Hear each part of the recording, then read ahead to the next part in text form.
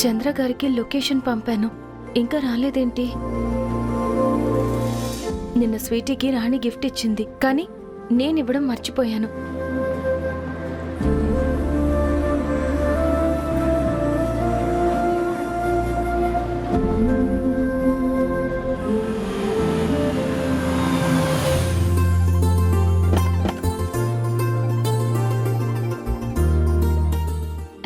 Sweety, Vamsi, ఉండు. Sweety, ఇదిగో, ఇది నీకోసం. నాకా? నిన్న నీ బర్త్డేలో ఇవ్వాలని అనుకున్నాను, కానీ అంత గందరగోళం అయిపోయింది కదా, ఇవ్వలేకపోయాను. అందుకే ఇప్పుడు ఇస్తున్నాను. థ్యాంక్ యూ పిన్ని. గిఫ్ట్కి థ్యాంక్ యూ, కానీ నిజానికి మేము నీకు సారీ చెప్పాలి. అవును పిన్ని, నీకు సారీ చెప్పాలి. సారీ పిన్ని. అయ్యో, నాకెందుకు సారీ చెప్తున్నారు? నిన్న మేము అక్కడ ఆడుకోవడం వల్లే కదా నిన్ను బిగ్ తాతయ్య తిట్టారు. మా వల్లే అలా జరిగింది. నువ్వు మా వల్లే అందరి ముందు తిట్టించుకున్నావు. అవును పిన్ని, మేము అక్కడ ఆడకపోయి ఉంటే తాతయ్య నిన్ను తిట్టేవారు కాదు. నువ్వు హ్యాపీగా ఉండేదానివి. అదేం పర్వాలేదు నాన్న. మీరేం చేశారు? ఆడుకున్నారు కదా. పెద్దవాళ్ళు కోపడతారు, తిడతారు, కానీ వాటిలో కోపం మాత్రమే కాదు, ప్రేమ కూడా ఉంటుంది. ఆ ప్రేమను కూడా మనం వెతకాలి. నాకు మీ మీద ఎలాంటి కోపం లేదు. మీరు సారీ ఏం చెప్పకండి. కానీ దీనివల్ల ఒక విషయం మాత్రం గుర్తుపెట్టుకోవాలి. అది ఆడుకునే స్థలం కాదు. అక్కడ చాలా జాగ్రత్తగా ఉండాలి. మళ్ళీ అక్కడ ఆటలు ఆడకూడదు. అర్థమైందా? మీకు ఆడుకోవాలనిపిస్తే గార్డెన్లో ఆడుకోండి, ఇంట్లో ఆడుకోకూడదు. ఓకేనా? ఓకే పిన్ని, మాకు అర్థమైంది. ఇంకోసారి అక్కడ ఆడుకోము.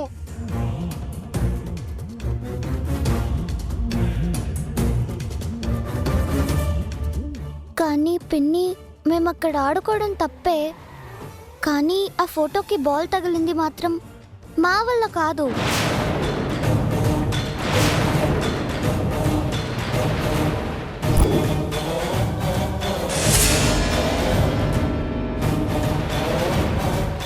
ఏంటి స్వీటీ నువ్వు చెప్పేది?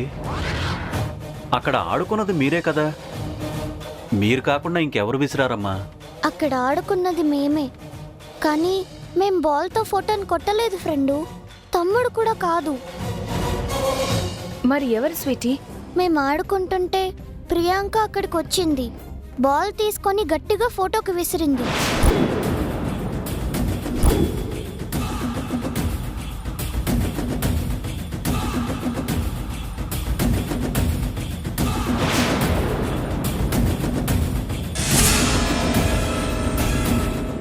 అప్పుడే ఆ ఫోటో కింద పడిపోయింది పిన్ని.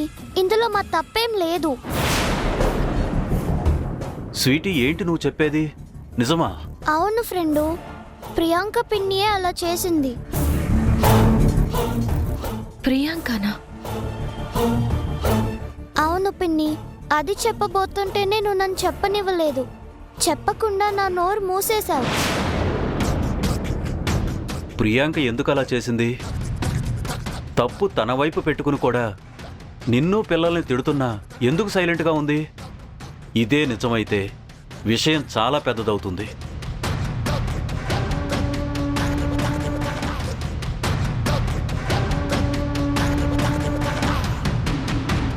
ఝాన్సీ, నువ్వు కోర్టుకెళ్ళాక కూడా ఇదే విషయం గురించి ఆలోచిస్తావు కదా. కానీ ప్రియాంక ఎందుకు అలా చేసిందో అర్థం కావట్లేదు. అదే నాకు కూడా అర్థం కావడం లేదు. కానీ ఏదో ఒకరోజు నిజం బయటపడుతుంది కదా. దానికోసం ఎదురు చూడడం తప్పితే ఏమీ చేయలేం.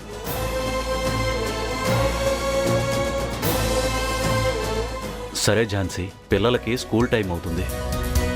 ఈ గిఫ్ట్ ఏం చేయను? స్కూల్కి తీసుకువెళ్ళనా? వద్దులేమ్మా, నేను ఇంటికి తీసుకెళ్తాను. స్కూల్ అయిపోయాక నీ గిఫ్ట్స్ నువ్వు తీసుకుందువు గాని, సరేనా? Okay friend. పదండి. బాయ్ పిన్ని. బాయ్. సరే ఝాన్సీ.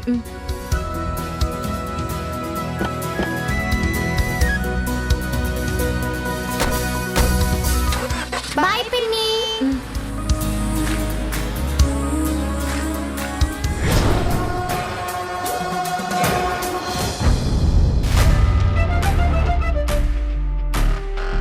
హాయ్ ఝాన్సీ.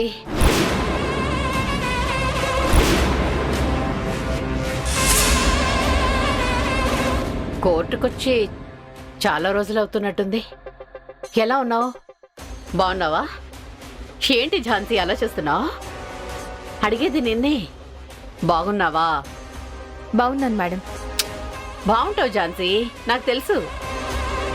ఇప్పటికైతే బాగానే ఉంటావు. కానీ ఇప్పుడు ఈ క్షణం నుంచి అలా ఉండలేవులే. ఎందుకంటే ఇప్పుడే కదా నీకు బ్యాడ్ టైం, నాకు గుడ్ టైం స్టార్ట్ అయింది. ఏంటి ఏమంటున్నానో అర్థం కావడం లేదా? నువ్వు జనరల్ సెక్రటరీగా పోటీ చేయడానికి నామినేషన్ వేశావు కదా, అది డిస్క్వాలిఫై అయింది. సారీ, నేనే దగ్గరుండి చేయించాను. షాక్ అయ్యావా? ఎలా చేశాను ఏంటి అని ఆలోచిస్తున్నావా? ఎలక్షన్స్ లో పోటీ చేయాలంటే ఒక బార్ అసోసియేషన్ మెంబర్కి ఉండాల్సిన ఎక్స్పీరియన్స్ నీకు లేదు. ఎలక్షన్స్ నోటిఫికేషన్ వచ్చే టైంకి you are short of 20 days. అనగా నీకు ఉండాల్సిన ఎక్స్పీరియన్స్ కంటే 20 రోజులు తక్కువ ఉంది. ఆ విషయం నాకెలా తెలుస్తుంది అనుకుంటున్నావా? మీ పతనం కోసం పునాది తవ్వుతుంటే ఆ తవ్వకాలలో బయటపడింది. అలా అప్పుడు నీ గురించి తెలిసింది. ఎలా ఇచ్చాను? సూపర్ షాట్ కదూ? Sixer madam, out of the stadium. అదిరిపోయింది మన కౌంటర్ దెబ్బ.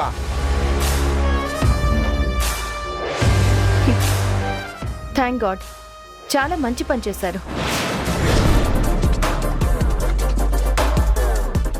నేను ఆ ఎలక్షన్స్ గురించి ఆలోచిస్తున్నాను. ఎలా ప్రచారం చెయ్యాలి, ఏ విధంగా పోటీ పడాలి అని టెన్షన్ పడుతున్నాను.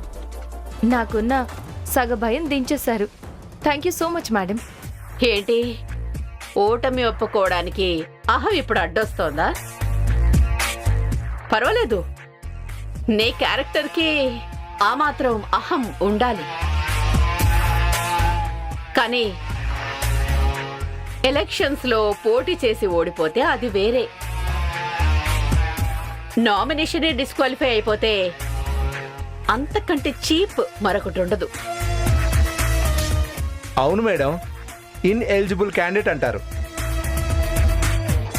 సర్లే, దీనికే నువ్విలా అయిపోతే ఎలా?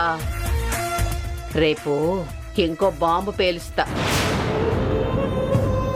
మరి దానికెలా తట్టుకోగలవు? ఏంటి వార్నింగ్ ఇస్తున్నా అనుకుంటున్నావా? ఇది భయపెట్టడానికి కాదు.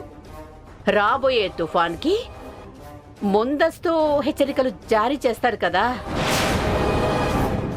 అలా నీకు ముందస్తు సమాచారం ఇస్తున్నా. చేతనైతే నా నుంచి నిన్ను నువ్వు కాపాడుకో. Get ready, count down starts. 1 2 3 boom.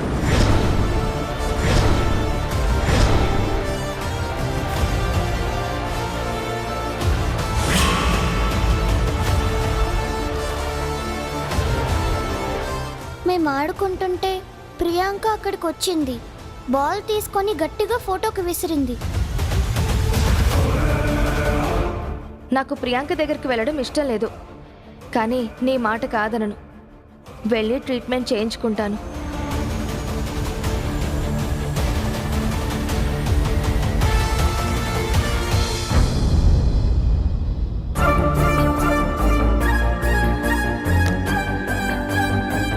రాణి వాళ్ళు హాస్పిటల్కి వస్తామని చెప్పారు కదా, హాస్పిటల్కి వచ్చారా లేదా? ఎక్కడా కనిపించడం లేదేంటి?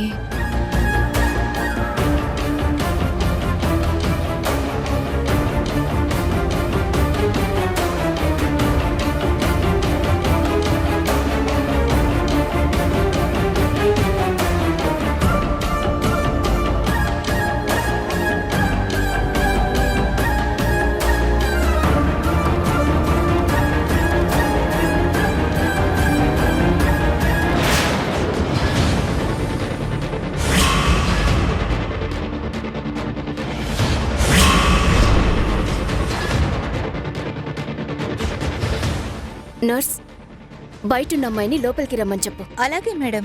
హ్మ్. మేడం, మిమ్మల్ని ప్రియాంక మేడం లోపలికి రమ్మని చెప్పారు. ఆ, అవునా? సరే, వస్తున్నాను. Okay madam. మీరు టెస్ట్లన్నీ చేయించుకొని రిపోర్ట్స్ వచ్చాక మళ్ళీ రండి. అలాగే మేడం. ఇక మీరు వెళ్ళొచ్చు. Okay, thank you madam. Yeah.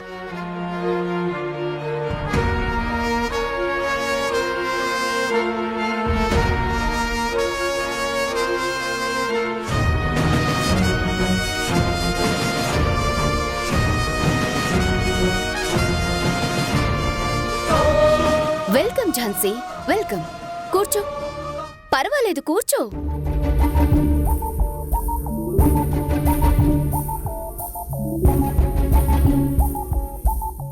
ఏంటి ఝాన్సీ, రాణి కోసం వచ్చావా?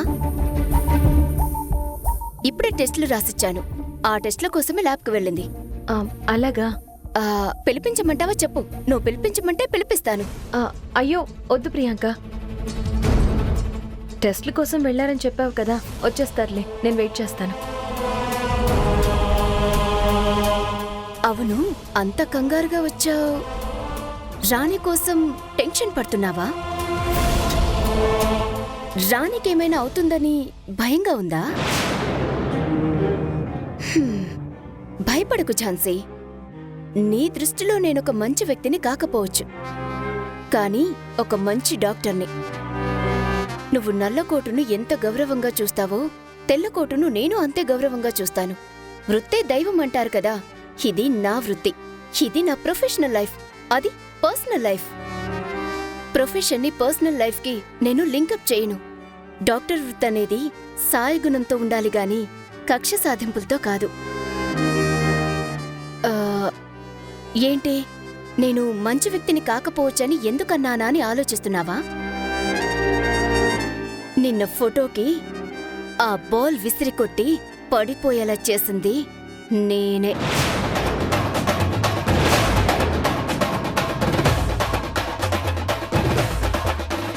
నాకు తెలుసు ప్రియాంక. నీకు తెలుస్తుందని నాకు తెలుసు ఝాన్సీ. ఈ విషయం స్వీటీ నీకు చెప్పేస్తుందని నాకు ముందే తెలుసు.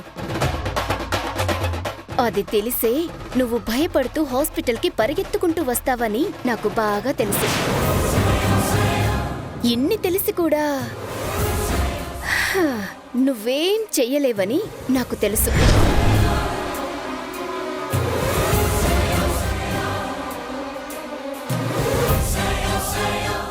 ఎందుకు ప్రియాంక ఇలా ఆలోచిస్తున్నావు? ఏ, నేను తప్పుగా ఆలోచిస్తున్నానా? వాటెవర్, మన ఆలోచనలు పరిస్థితుల్ని బట్టి, ఎదుటి వాళ్ళ ప్రవర్తనను బట్టి ఉంటుంది. నేనైతే ఎప్పుడూ ఎవరి చెడు కోరుకోలేదు, ముఖ్యంగా నీకు. ఎందుకంటే నువ్వు నా ఫ్రెండ్వి. నీతో ఉన్న రిలేషన్షిప్ నేను ఎప్పటికీ మర్చిపోలేను. నా జీవితంలో నేను చాలా బాధల్లో ఉన్నప్పుడు నీ మాటలే నాకు మందులా పనిచేశాయి. నీ పరిచయం, నీ స్నేహం నన్ను ముందుకు నడిపించాయి. ఝాన్సీ, నాకు కూడా నీ మీద అలాంటి అభిప్రాయమే ఉండేది. కానీ కాలం అన్నింటినీ మార్చేస్తుంది కదా. దగ్గరలు దూరాలవుతుంటాయి, బంధాలు భారాలవుతుంటాయి, మిత్రత్వం శత్రుత్వం కూడా అయిపోతుంది. మన శత్రువులతో ఉండేవాళ్ళు కూడా మనకి శత్రువులాగే అనిపిస్తారు. అందుకే నీ చుట్టూ ఉండే వాళ్ళకి కూడా కొన్ని పరిమితులు ఏర్పాటు చేసుకుంటే బాగుంటుందేమో, ముఖ్యంగా రాణికి. అంటే రాణికి కూడా నువ్వు ఎంత దూరంగా ఉంటే రాణి అంత హ్యాపీగా ఉంటుంది.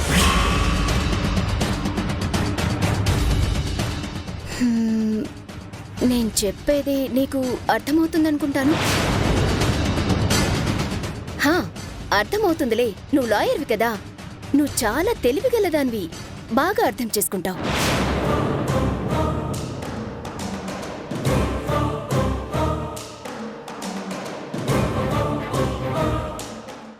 అక్క, ఏంటక్క ఇక్కడికి నువ్వెప్పుడొచ్చావక్క?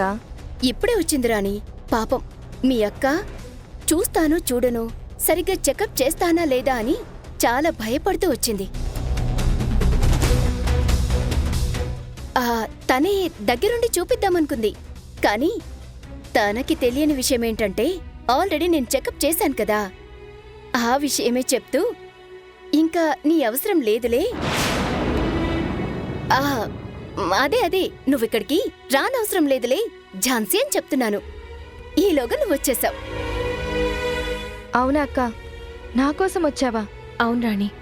అయ్యో, నా కోసం కోర్టుకి వెళ్లకుండా ఇక్కడి దాకా వచ్చావా? ఏం భయం లేదక్క, డాక్టర్ గారు చెక్ చేశారు, టెస్టులు కూడా రాశారు. పర్వాలేదు ఝాన్సీ, ఇలా నీకోసం రావడం వల్లే కదా మేమిద్దరం స్నేహితుల్లా కలుసుకున్నాం. దానికి నీకు థ్యాంక్స్ చెప్పాలి. ఈ మధ్యకాలంలో ఎవరు బిజీలో వాళ్ళుంటూ సరిగ్గా కలుసుకోవడం లేదు. ఏమంటావు ఝాన్సీ, అంతేనా? అంతే ప్రియాంక, ఇంక మేము బయలుదేరుతాం ప్రియాంక. అలాగే. రాణి, టెస్ట్ రిపోర్ట్స్ ఎల్లుండొస్తాయి, వచ్చి చూపించండి. నువ్వు రాలేకపోయినా శ్రీధర్ వచ్చి చూపించినా సరిపోతుంది. రిపోర్ట్స్ చూసి మెడిసిన్స్ ఏమైనా మార్చాలంటే మారుస్తాను, ఓకేనా?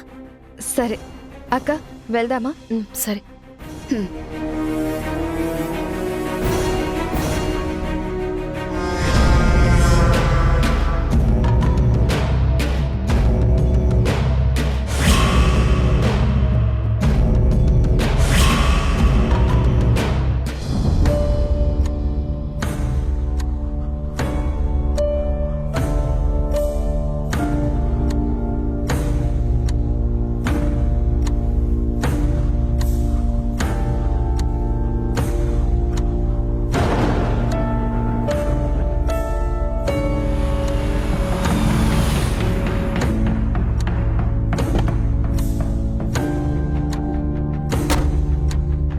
హాయ్ ఝాన్సీ, లేట్ అయ్యానా? అదేం లేదు గౌతమ్ గారు. చెప్పు.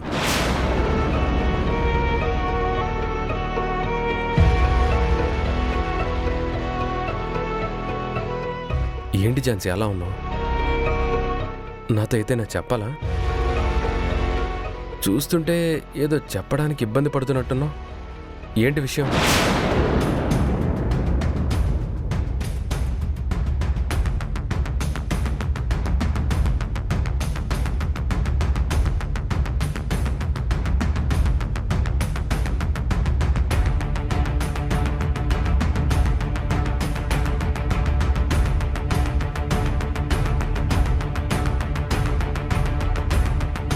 గౌతమ్ గారు, నేను వేరే ఇంటికి షిఫ్ట్ అవుదాం అనుకుంటున్నాను.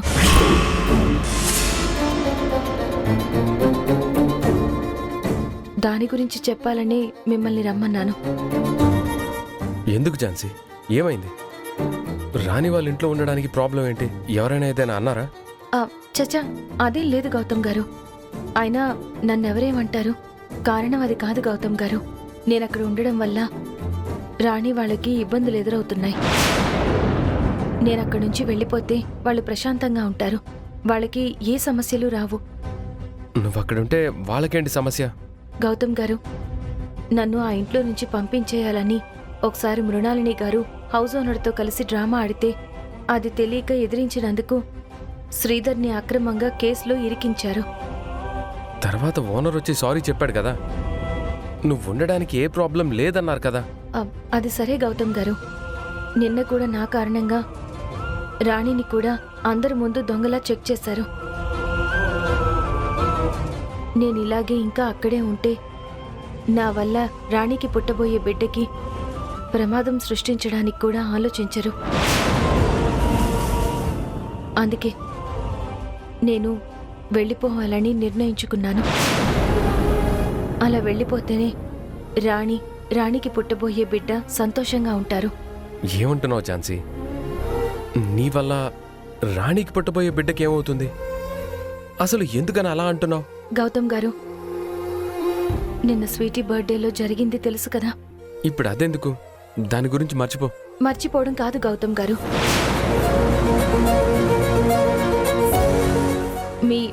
మీ నానమ్మ ఫోటో మీదకి బాల్ విసిరింది ఎవరో తెలుసా? నేను కాదు, ప్రియాంక.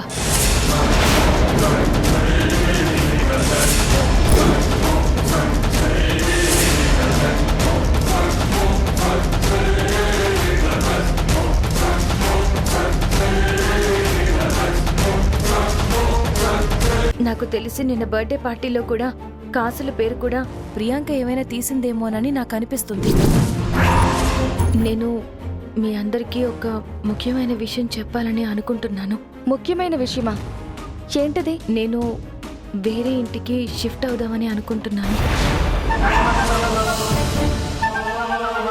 అసలు ఈ నోటీస్ ఎవరికి పంపిస్తున్నావు?